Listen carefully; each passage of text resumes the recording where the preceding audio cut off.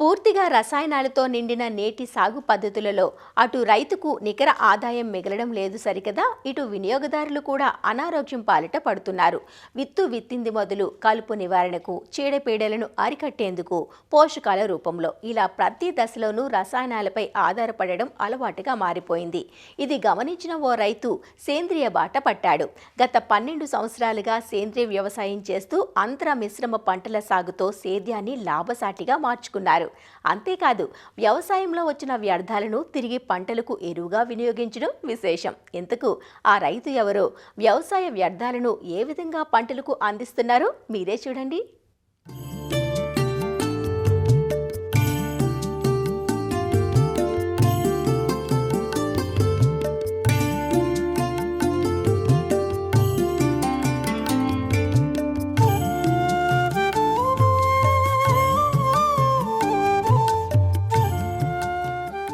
ఇప్పుడు మనం చూస్తున్న ఈ వ్యవసాయ క్షేత్రం ఖమ్మం జిల్లా రఘునాథపాలెం మండలం కోయచెలక గ్రామంలో ఉంది. మొత్తం 25 ఎకరాలలో పొట్ల, సొర, మిరప, టమోటా, దోస, చిక్కుడు, అరటి, బొప్పాయిలో అంతర పంటగా పసుపు, చెరకులో వరుసల మధ్య క్యాబేజీ, కాలీఫ్లవర్ వంటి పంటల జోడింపుతో సాగును లాభాల బాట పట్టిస్తున్నారు రైతు చెరుకూరి రామారావు. సొంత పొలం 20 ఎకరాలు కాగా మిగిలింది కౌలు సేద్యం. వీటన్నింటికీ జీవనాధారం ఈ నీటి కుంట. 3 సంవత్సరాల క్రితం ₹1,00,000 ఖర్చు చేసి ఈ కుంటను త్రవ్వించుకున్నారు. 25 అడుగుల పొడవు, 25 అడుగుల వెడల్పు, 10 అడుగుల లోతు గల ఈ నీటి కుంటలో వ్యవసాయ వ్యర్థాలు, వేస్ట్ డీకంపోజర్, బెల్లం వేసి పులియబెడతారు. తిరిగి ఆ నీటిని డ్రిప్ ద్వారా మొక్కలకు అందిస్తున్నారు. చీడపీడల నివారణకు ఎలాంటి రసాయనాలు ఉపయోగించటం లేదు. సొంతంగా దశపర్ణి కషాయం, తిప్పతీగ ద్రావణం, వేప నూనె, ఇంగువ కలిపిన పుల్లటి మజ్జిగను పంటలపై పిచికారీ చేస్తున్నారు.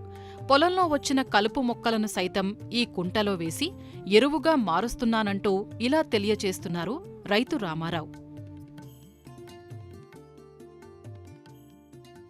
నేను గత 10-12 సంవత్సరాల నుంచి సేంద్రియ వ్యవసాయం చేస్తున్నాను.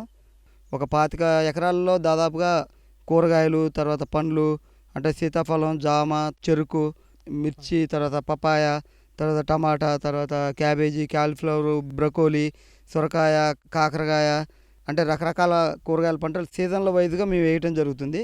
ఫస్ట్లో పాలేకర్ గారి సిస్టంలో జీవామృతం అయ్యి పంపించడం జరిగింది. అయితే దానికి ఏంటంటే ఫిల్టర్ చేయటం సిస్టమ్ ఒకటి, ఇవన్నీ చాలా ఇబ్బందిగా ఉండే. నెక్స్ట్ మళ్ళీ ఆయిల్స్ సిస్టంలోకి రావడం జరిగింది. ఆయిల్స్ కూడా ఒక 4-5 సంవత్సరాలు వాడటం జరిగింది. అది కూడా పెట్రోలియం ప్రొడక్టే, మనం అది ఎందుకు వాడాలనే ఉద్దేశంతో మేము ఒక ఆలోచనతోటి ఇక్కడ గుంట తీయటం జరిగింది. అంటే ఇది దాదాపుగా 1.5 లీటర్ల నీళ్ళు బట్టే గుంట తీయటం జరిగింది. దాంట్లో మేము ప్రధానంగా ఏం చేస్తామంటే మా చేలోంచి వచ్చే వ్యర్థాలు అనమాట, పండ్లు కానివ్వండి, కూరగాయలు కానివ్వండి, వేస్ట్ ఉంటాయి, తర్వాత కలుపు బీకినప్పుడు చెత్త కానివ్వండి, అవన్నీ దాంట్లో వేయటం జరుగుతుంది. వాటితో పాటు పశువుల ఎరువు మురగబెట్టి వాటిని పంపించడం జరుగుతుంది. ఇప్పుడు ప్రధానమైన సమస్య ఏమవుతుందంటే అంత 1.5 లీటర్ల గుంటలో మనం కలపడానికి చాలా ఇబ్బంది అవుతుంది అనమాట. దానికోసమని మేము ఏం ఆలోచించామంటే ఇది కలపడం ఇబ్బంది అవుతుంది, కలపకపోతేనేమో అది మనం పోసిన ట్రక్కు పెంట పోస్తే ట్రక్కు పెంట అట్నే ఆగిపోతుంది. దానికి సమస్య ఎట్లా అని ఆలోచించి దానికి లాస్ట్కి గ్రానైట్లలో స్లర్రీ ఎత్తే మోటార్ని మాకు అనుకూలంగా దాన్ని తయారు చేయించి దాన్ని ఇప్పుడు ఈ సిస్టాన్ని తయారు చేయడం జరిగింది. ఇప్పుడు ఏమవుతుందంటే ఆ 5 HP మోటార్తో తయారు చేయడం వల్ల లోపల మనం పోసే పంట వ్యర్థాలు కానివ్వండి, లేకపోతే మన పశువుల ఎరువు కానివ్వండి, తర్వాత మనం ఆయిల్ మిల్లులో కేకు ఈ చెక్కలలో తర్వాత ఇట్లా అన్నిటిని కలిపి డీకంపోజ్ చేసి పెట్టుకొని దాంట్లో వేసుకొని ఆ మోటార్ తోటి ఏమవుతుందంటే మొత్తం నీళ్ళని కలిపేస్తుంది అనమాట. మనం కలుపుకున్న తర్వాత కొంచెం 1 గంట 2 గంటల తర్వాత అది కూర్చున్న తర్వాత ఆ పై తేట నీళ్ళని 1.5 HP మోటార్ తోటి మనం డ్రిప్ సిస్టానికి అనుసంధానం చేసినాం. దీంతో ఇప్పుడు మాకు ఫుల్ హ్యాపీ అనమాట. ప్రతి జబ్బు వెనక, ప్రతి క్యాన్సర్ వెనక, ప్రతి బీపీ, షుగరు, మీకు కిడ్నీ ఫెయిల్యూర్ వెనక, ప్రతి దాని వెనక పోషకాహార లోపం ఉంది. కెమికల్ వ్యవసాయంలో మెయిన్ ఆహారమే కారణం అనేది నాకు తెలుసు, నేను స్వయంగా అనుభవించాను. కాబట్టి ఆ సిస్టాన్ని మొత్తం మనం బ్రేక్ చేయాలా. మీరు ఒక 2 సంవత్సరాలు 3 సంవత్సరాలు జీవామృతం వాడితే తర్వాత మళ్ళీ విపరీతమైన దిగుబడులు వస్తాయి అంటున్నారు. వాస్తవమే, అది నేను కాదంటలేదు. కానీ ప్రాబ్లం ఏంటంటే 2-3 సంవత్సరాలు డబ్బులు రాకపోతే రైతు వ్యవసాయంలో నిలబడ్డండి. ఇప్పటికి ఒక పంట పోతేనే మనం చాలా ఇబ్బంది పడతాం. అట్లా కాదు అనే ఉద్దేశంతో దీన్ని నేను ఇన్నోవేటివ్గా తయారు చేయడం జరిగింది. దీనివల్ల ఏంటంటే ఏ రైతైనా సరే, మీకున్న ఒక 4 ఎకరాలు ఉంటే దాంట్లో ఒక 50 లీటర్ల నీళ్ళు పడేటట్టు నీళ్ళు నిల్వ ఉండేటట్టు గుంట చేసుకొని ఆ గుంటలోనే మీ చేలో మీరు కలుపు తీస్తారు, ఆ కలుపుని తీసుకొచ్చి ఆ గుంటలో పడేయండి. అది కుళ్ళిపోద్ది. దాంట్లో బ్యాక్టీరియా కలపండి, దానికి తోడు బెల్లం కలపండి. బెల్లం కలపడం వల్ల స్వీట్ ఉండటం వల్ల బ్యాక్టీరియాకి బాగా ఇష్టం, బాగా డీకంపోజ్ బ్యాక్టీరియా బాగా డెవలప్ అయ్యి తొందరగా డీకంపోజ్ అయ్యి మొక్కకు ఆహారంగా తొందరగా తయారైద్ది. డ్రిప్ ఇరిగేషన్ ద్వారా కానివ్వండి, కాలువ కట్టుడు ద్వారా కానివ్వండి, తర్వాత ఇంకా వరి పొలాలు లాంటి వాటికి కనుక మనం ఇవ్వగలిగితే సంపూర్ణ పోషకాహారం దాంట్లో అందుతుంది. దానివల్ల భూమిలో బ్యాక్టీరియా డెవలప్మెంట్ కావడమే కాకుండా వానపాములు డెవలప్మెంట్ అయితే, అంటే వాటికి కావాల్సిన ఆహారం మొత్తం దొరుకుతుంది. కాబట్టి వానపాములు కూడా మేము అంతకుముందు ఆయిల్ వాడినప్పుడు మాకు ఇంతగానో వానపాములు కనపడలే. ఇప్పుడు ఈ నీళ్ళు ఒక 15-20 రోజుల నుంచి పంపిస్తేనే మా పొలంలో మొత్తం ఇట్లా తవ్వేసినట్టు వానపాములు మొత్తం తవ్వేస్తున్నాయి. ఎక్కువ రైతులు దిగుబడి రావడం కోసం హైబ్రిడ్ ఇత్తనం, జన్యు మార్పిడి ఇత్తనం, వాటితో పాటు DAP, యూరియాలు విపరీతంగా పంపిస్తున్నారు.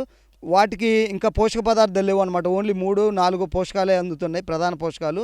మైక్రో న్యూట్రియన్స్ ఏమాత్రం అందట్లేదు. దానివల్ల ఆహారం తినటం వల్ల ఇవాళ ప్రజల్లో మైక్రో న్యూట్రియన్స్ ప్రాబ్లం రావడం జరిగింది. ఇప్పుడు ఈ సిస్టంలో ఏంటంటే మొక్కల నుంచి వచ్చే ఇప్పుడు గడ్డి ఉందండి, ఆ గడ్డి తినే పశువులు బ్రహ్మాండమైన పాలిస్తాయి. ఈ భూమి మీద మొక్క పుట్టిన కానించి వచ్చే గడ్డి అనమాట ఇది. దీని కనుక మనం దాంట్లో ఇవ్వగలిగితే అద్భుతమైన పోషకాలు ఉంటాయి. అలాగే మన పంట వ్యర్థాలు కానివ్వండి, ఇంకా సిటీ దగ్గర ఉన్న వాళ్ళకి ఇది ఒక అద్భుతమైన అవకాశం అనమాట. సిటీలలో రోజుకి 1,00,000 టన్నుల, భారతదేశం నుంచి 1,00,000 టన్నుల పంట వ్యర్థాలు, తర్వాత గృహ వ్యర్థాలు వస్తున్నాయి.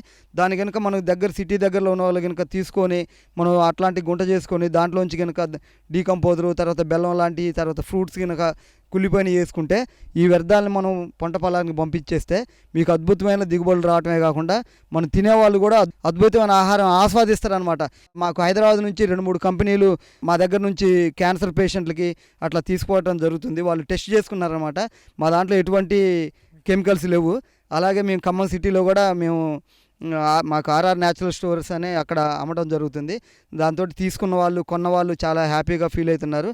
ఇలా అన్ని ప్రాబ్లమ్స్కి వెనక కెమికల్ వ్యవసాయం ఉంది. కాబట్టి రైతులు కానివ్వండి అందరూ దీని గురించి ఆలోచించి సేంద్రియ సాగులోకి రావాలని కోరుకుంటున్నాను.